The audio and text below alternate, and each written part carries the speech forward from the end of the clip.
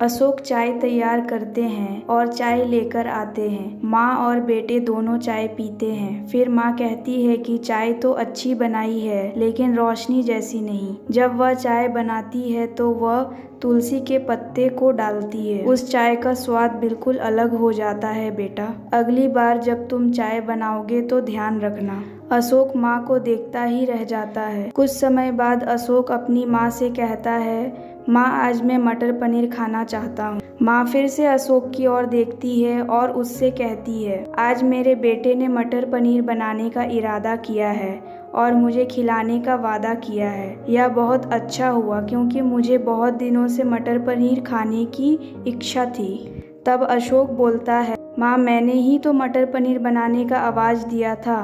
तब माँ ने उससे कहा, नहीं बेटा, मेरे घुटनों में बहुत दर्द है, मैं इतनी देर रसोई में खड़ी नहीं रह सकती। इस पर अशोक ने अपना फ़ोन निकाला और रेस्टोरेंट से खाने का ऑर्डर देने लगा।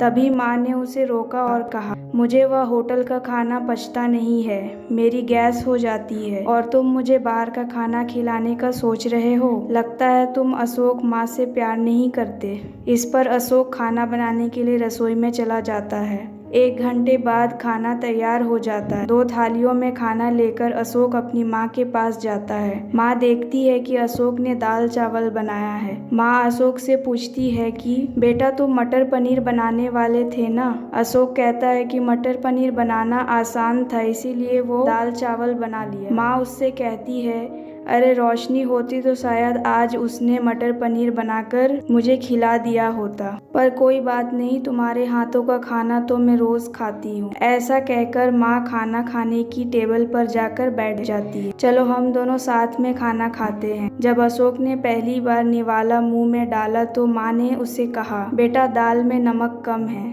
जाकर थोड़ा नमक ले आओ। खाते खाते उठकर वह रसोई से नमक लाने चला गया और माँ को दे दिया। फिर से खाने के लिए बैठते ही तभी बीच में माँ खांसने लगी। उन्होंने अशोक से कहा, बेटा निवाला गले में अटक गया है, थोड़ा पानी लाओ।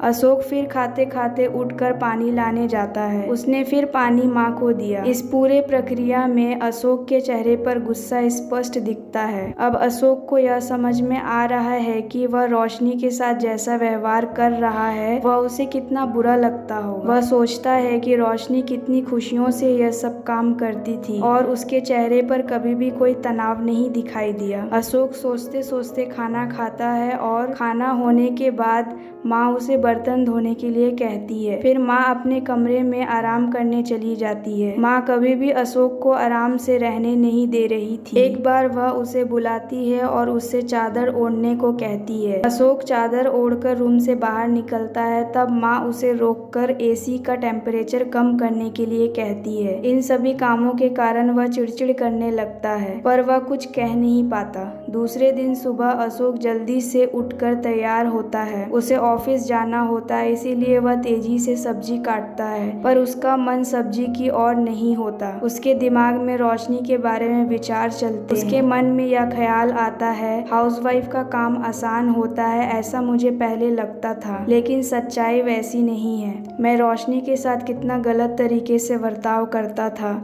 उसे समझ में आ रहा है। मन ही मन पछतावा हुआ। अशोक सब्जी काटते समय अपनी उंगली काट लेता है। वह उठकर बेसिन में उंगली को धोने जाता है। इस बीच रोशनी उसके पास आती है और हाथ पर पट्टी बांधने लगती है। मतलब रोशनी ने अपने मायके जाने का प्लान अपनाया ही नहीं था। वास्तव में वह अशोक के घर में ही छिपकर रह रही थी। यह सास बहू का प्लान का एक हिस्सा था।